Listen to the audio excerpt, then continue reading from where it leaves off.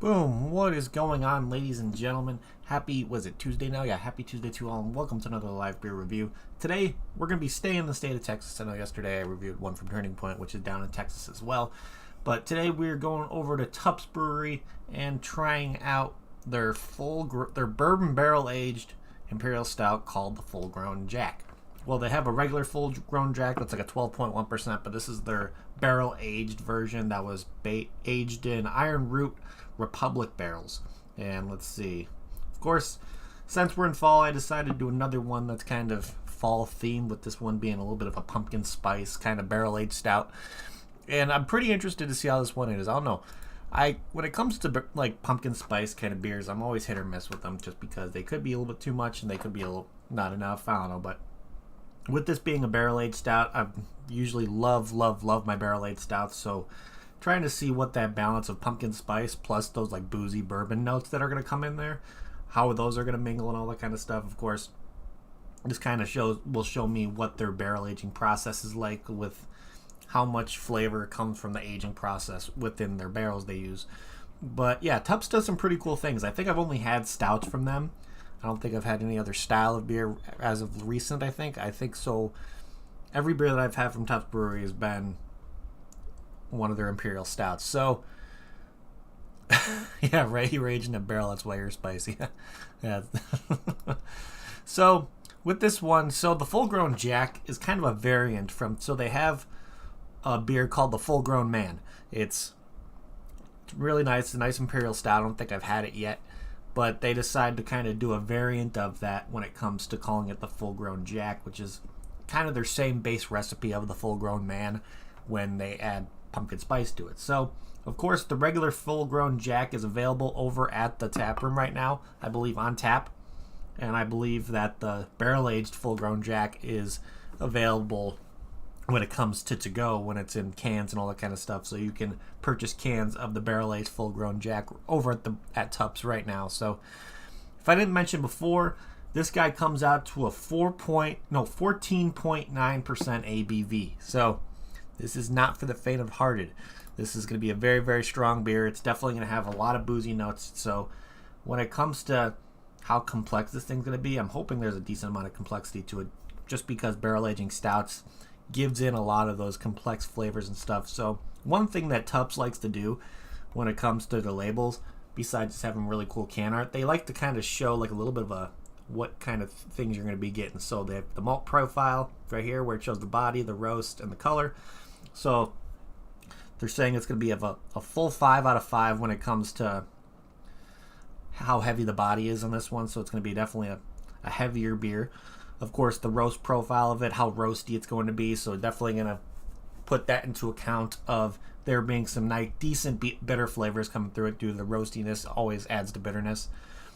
Color, of course, is a full 5 out of 5, just because when it comes to color, it's definitely going to be very, very dark and just what your average stout looks like. And then when they look at the balance of it, so they have bitter and sweet. So yeah, it's a 2 out of 5 for bitterness, but then it's a 3 out of 5 for sweetness. So I'm curious to see how sweet it is, if there's a pronounced bitterness to this as well.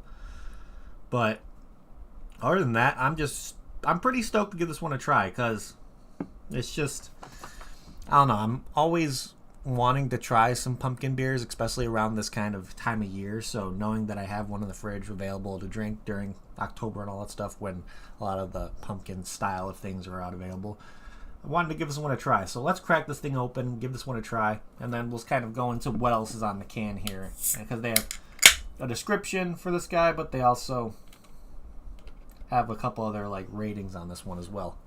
So, of course, before we look at that, let's give this guy, see what we're smelling like over here. Definitely getting that pumpkin spice coming through, that's for damn sure.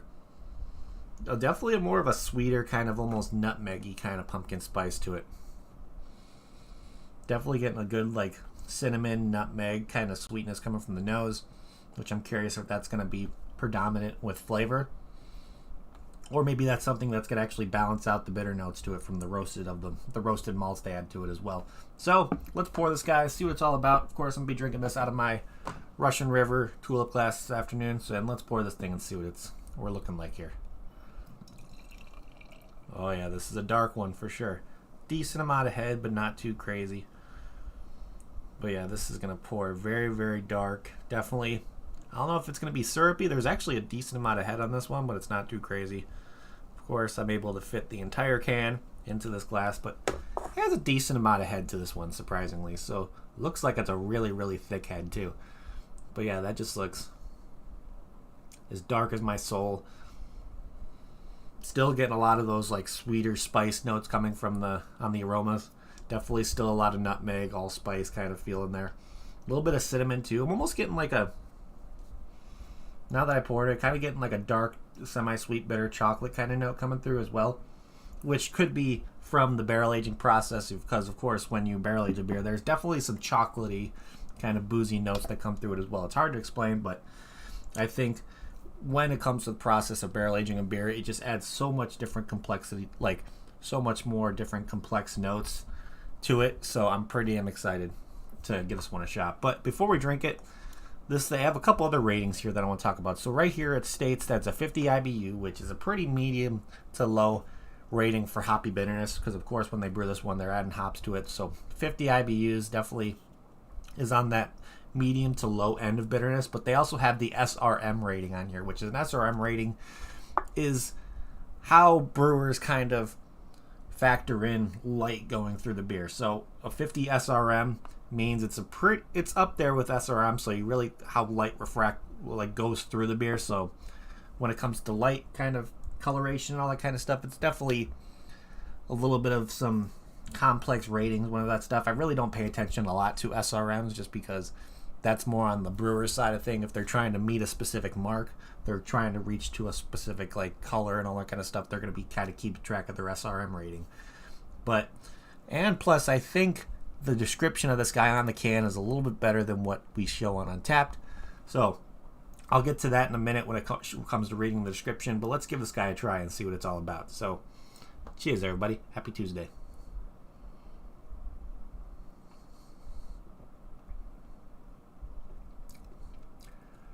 That's actually pretty nice. Definitely boozy.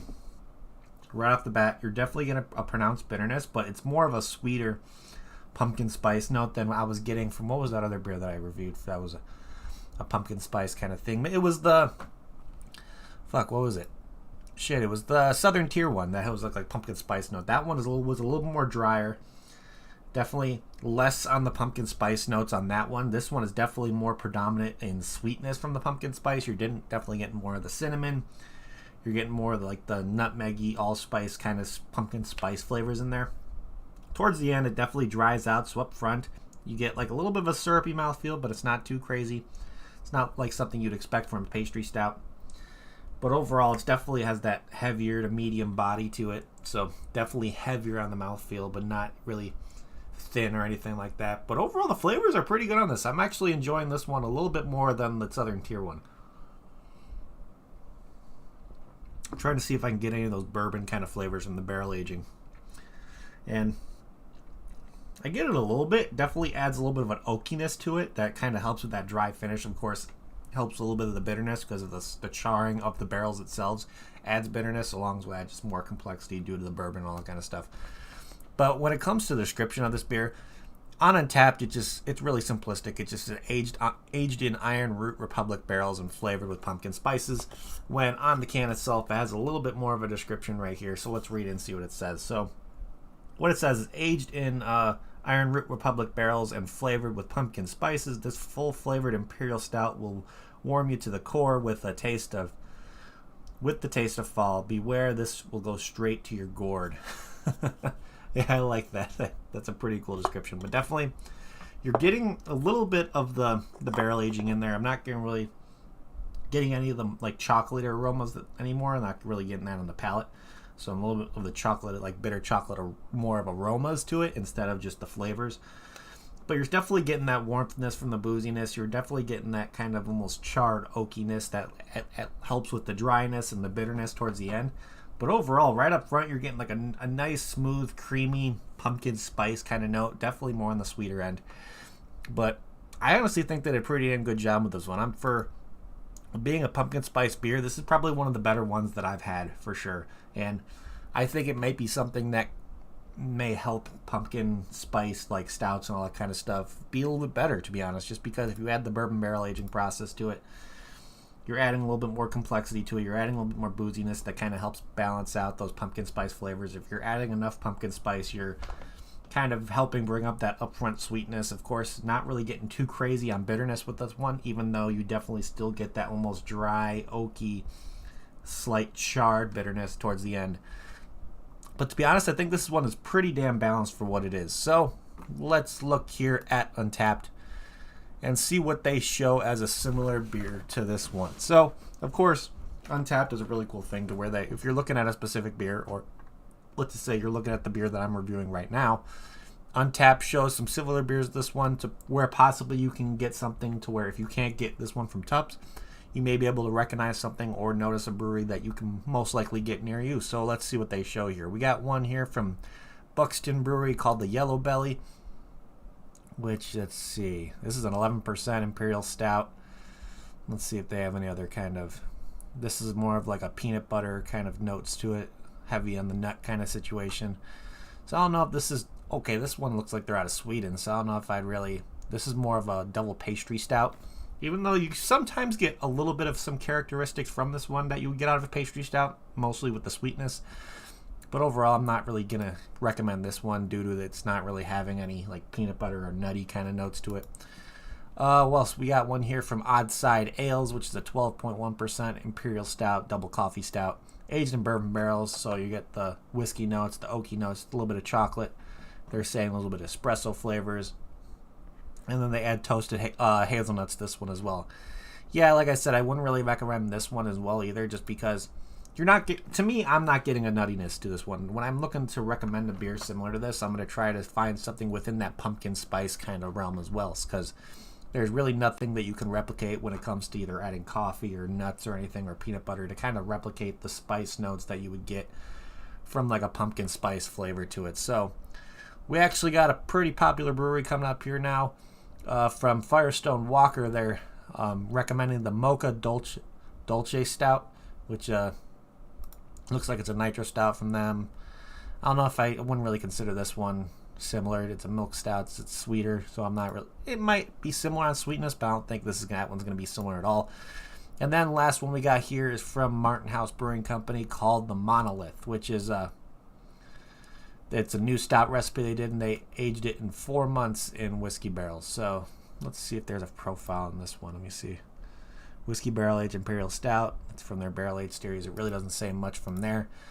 But, let's look back at a different tab on Untappd, and let's just search the category of Stout Imperial Double on my filter searches to maybe find something to where if I've noticed a brewery that's come out with this kind of style of beer when it comes to pumpkin spice. So let's look. Imperial Double, what do we got here? So we got a bunch of different breweries that make this kind of style of beer. When it comes, like you got Austin Brothers, you got Urban South down in Texas, Weathered Souls, Alpha Acid, Perennial, the brewery in California. Of course, you got the full-grown Woodsman from TUPPS if you haven't had that one yet. To be honest, I wouldn't be surprised if Untitled Art has a pumpkin spice kind of stout, and I would always recommend a stout from Untitled Art because they have some really, really good stout recipes, and just how they do it over there is pretty damn impressive. So I would not be surprised if Untitled Art had like a pumpkin spice stout that is pretty damn solid. So if you maybe want to keep an eye out for that or check in with Untitled Art to see if they have anything like that. McKellar, I guess theirs would be, their stouts I've noticed have been always on the drier end of things, so you might be able to find something similar from McKellar in San Diego. Of course, you got Braxton Brewing Company. Sure, they may be, I think I can see them making a pumpkin spice kind of situation. I don't know if Hardywood Park would make something. White Elm would possibly could be a good one. But yeah, there's a bunch of breweries out there that are making this kind of style of beer with it being like an Imperial Double Imperial Stout. So, but I don't know if a lot of those breweries are making a pumpkin spice like kind of barrel aged situation. The one that I would not be surprised to make a pumpkin spice kind of Imperial Stout would be Untitled Art. So maybe if you look over on their website or anything like that, or possibly see if Untitled Art is carried near you, you might be able to ask them like, hey, do they have like maybe a October kind of situation to where it's a pumpkin spice kind of stout, and they'll look and see if they have one, and if they can bring it into you, they'll bring it into the liquor store near you. So it's always worth asking to see if any breweries near you are kind of coming out with, or like any breweries that the liquor store kind of carries, if you have your own craft little spot to go to, if there's any like pumpkin spice kind of situations, because you never know if you might be craving one during October or something like that. But to me, that's going to be the best way to find a similar kind of stout like this when it comes to just finding a pumpkin spice stout, because it's not the most common style of imperial stout in the world. I'll definitely agree to that. But if you just go to your local liquor store, bottle shop, and ask if there's anything, there's most likely something when it comes to just having that fall kind of theme, with it being either a porter or a stout, or maybe just some kind of like pumpkin ale. So you may be able to find something out there that has that pumpkin spice kind of flavor to it, with a more of a predominant pumpkin spice sweetness, because I think that's the key to trying to find something similar to this one. It's nothing going to be like that Southern Tier one where the pumpkin spice notes weren't really bringing a lot of sweetness to it. But I think this one did a really good job of kind of bringing out those sweeter notes in the pumpkin spice flavors. So let's look back here at Untappd and see what we can find for ratings and all that kind of stuff. So let's see. Like I stated before, this is a 14.9% ABV Imperial Stout. And I would never consider this beer sessionable whatsoever. This is definitely one that you're going to be having one can of this, and you're definitely going to be feeling it afterwards. So, of course, the booziness is definitely something that's on there. You get the warmthness down your throat. Okay, like I stated before, 50 IBUs, which I can definitely see. It's on that moderate to mid to low end hoppy bitterness kind of scale to it. So, yeah, I can definitely see it being around 50. And with over 1,047 ratings, this one has an average rating of 4.2 out of 5, which is pretty damn good. Not going to lie. And let's see what anybody in my friends list checked this one in. So we got my dad. So when I purchase a lot of my beers from Tavour, I usually get two of them, one for me, one for my father, just because me and him are both big craft beer fans. So when we're able to try something new, he grabs a lot of local stuff that I usually review and drink. I kind of get the stuff out of state, all that kind of stuff like that. So he gave it a 4 out of 5 purchase from Tavour. But let's see what else we got. Oh yeah, I think we got a third one of these to give to my uncle, because my uncle's another craft beer guy with us. So, and then we got somebody else on my friends list gave us a 4.25 out of 5. What else? So yeah, let's pretty much that on the friends list. Let's look at the global rating and see what other people had to say about this one. So this guy made an interesting check-in. That's very, very... It definitely caught my attention when I saw his rating on this one. So he gave it a 4 out of 5, but what he said was he's not a fan much of the pumpkin spice, so he had to cut the beer with some of the regular full-grown man, and said it was good. So if you're maybe not a fan of pumpkin spice, or if you think the pumpkin spice is too much, I would not have a problem with you adding a little bit of the full-grown man to kind of balance or kind of weaken those pumpkin spice flavors a little bit. That's actually a really good idea, and his picture's pretty cool because he has the can of the full-grown Jack and the full-grown man together. One glass in the center with a cigar on top, which I think is you can definitely tell what he's doing. He's just sitting outside smoking a cigar, having a good time. Let's see what else we got here. We got a 4.5 out of 5 check-in. This person gave it a 3.5 out of 5. This person gave it a 4. This person gave it a 3.25, saying aging this one for a year didn't seem to change it much at all. Very strong alcohol burn, spices with maybe a hint of pumpkin. Was hoping the alcohol would have mellowed out. Guess it needs longer than a year. So, if you're going to cellar a beer or anything like that, because I'm wondering if this is one to where they kind of put it off to the side to where they purchased it fresh and let it age for a little bit longer. There's definitely already aging to this, but when it comes to aging in bourbon barrels or possibly cellaring it yourself, the booziness is just going to get stronger the more you cellar it. So, saying that there was a strong alcohol burn, I really don't agree with that, just because to me it's not too boozy. It's definitely getting enough of those flavors. Who knows? That person may not be used to drinking a 14.9% Imperial Stout. Plus, like I said, if you cellar it, the alcohol is not going to mellow out really that much. It's going to kind of enhance a little bit more. So what else? Another check-in here. We got a 2.75 out of 5 check-in saying, I wanted to like this. I usually love pumpkin-infused beers, but this is just bitter. When the first beer on a chilly Saturday afternoon while watching college football, it lacked any real punch from the ABV, maybe too far past the optimal consumption window. I wouldn't see this one's not really crazy. To me, it's not too crazy bitter at all. Maybe this one was just this guy maybe used to drinking sweeter stouts to where if he has this one, it may not be as sweet as he thought it would. But I don't really get where he's saying it's like really, really bitter. I'm not really getting too crazy with bitterness, but it also depends on how you sell it as well. You want to make sure it's in a kind of darker cabinet, moderate temperature. Humidity is always a factor into that as well. What else we got here? We got a 4.25 out of 5. Let's see, we got another 4.25, 4.25, 4.5. 4.25 saying light on the barrel, heavy on cloves, not overly sweet, which is good. Yeah, there might be a clovey note kind of in there. I guess I wouldn't disagree with it kind of being heavy on clove, but to me it's not just clove flavor I'm definitely getting allspice, nutmeg, a little bit of cinnamon in there, but clove can definitely be in that kind of pumpkin spice kind of realm. Well, let's do two more.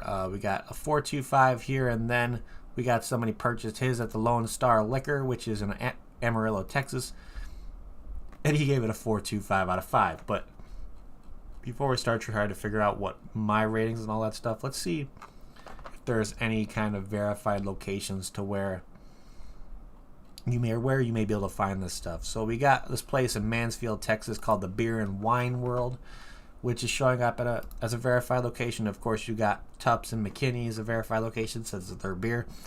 And then you got the Whippin' Flower Mound, which is in Flower Mound, Texas. Okay, so it's like a little liquor store inside of a VP gas station. That's pretty cool. But yeah, only showing a couple of verified venues. I thought I saw one more place to where it's one I didn't see on there. Hold on, let's see. Tapped at home. Drank it at TUPPS. This person drank it at a beer garden in Navasota, Texas. It's called I Wish You Were Beer. So maybe they drank it there. Maybe it's like a little beer garden that had it over there. But overall, yeah, ratings seem pretty good. There were definitely like 2 ratings that were definitely interesting to read and kind of seeing other people's thoughts on their experience with that.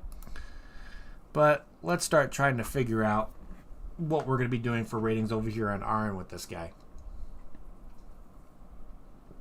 There's a pumpkin fall beer that I had, which was really good, but I can't remember the name. Yeah, Sam Adams definitely makes their Oktoberfest, which I think is a... let's see.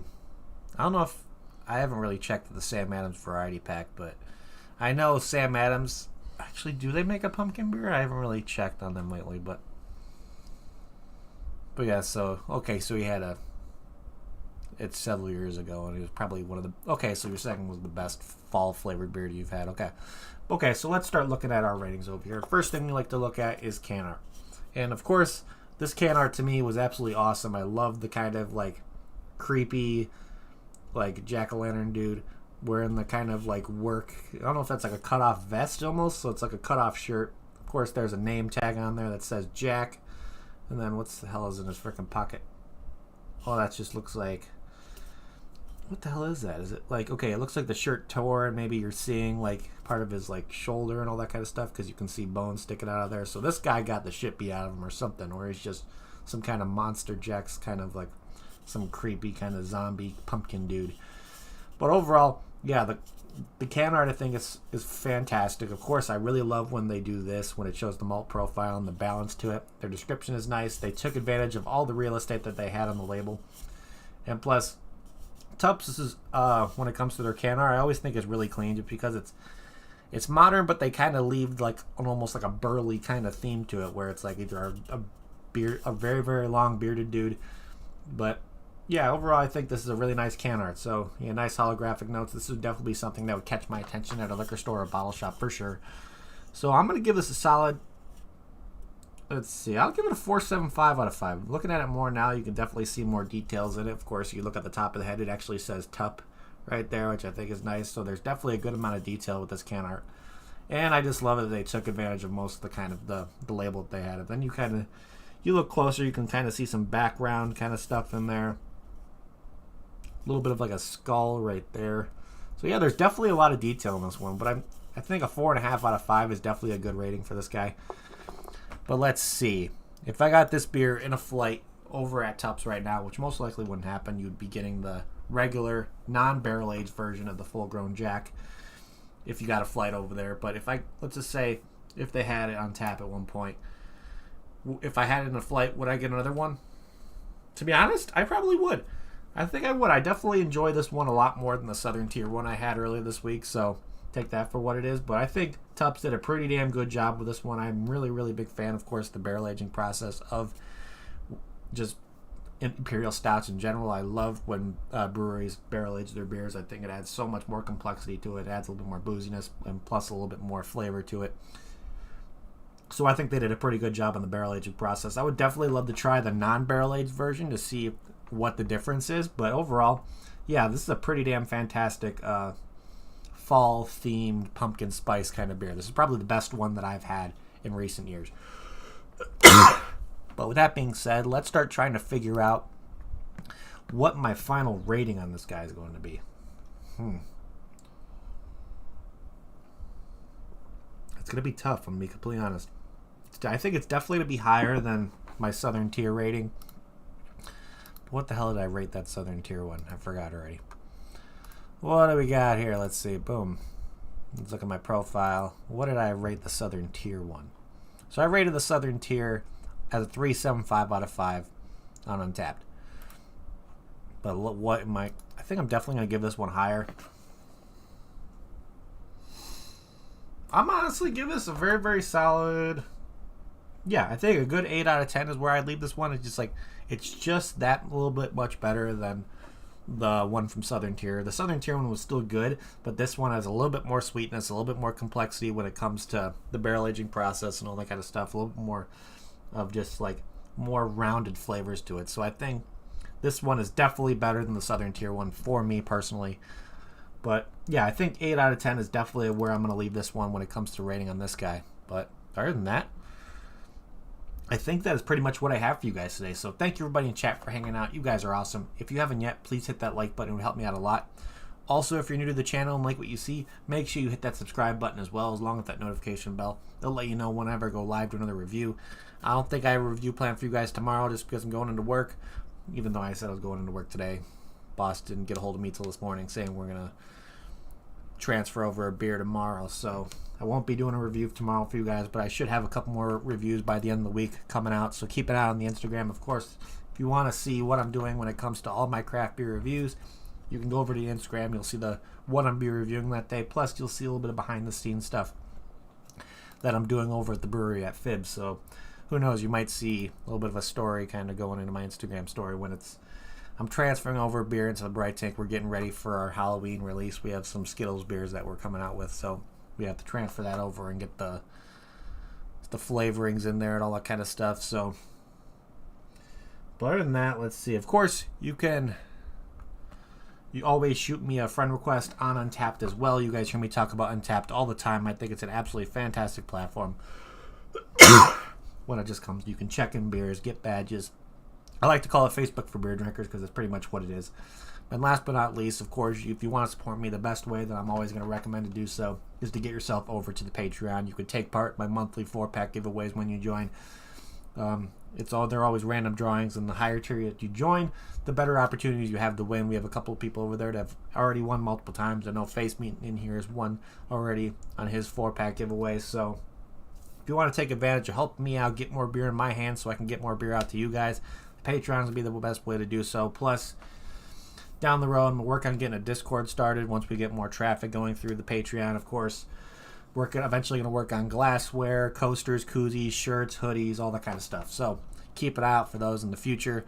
But other than that, yeah, I think that is pretty much it, ladies and gentlemen. So again, thank you everybody in chat for hanging out today. You guys are awesome. Thank you everybody who's going to be watching the replay as well. And I'm going to end this like I always do before we get the hell out of here. If you're going to drink responsibly, don't drink and drive, and I'll see y'all next time. Cheers.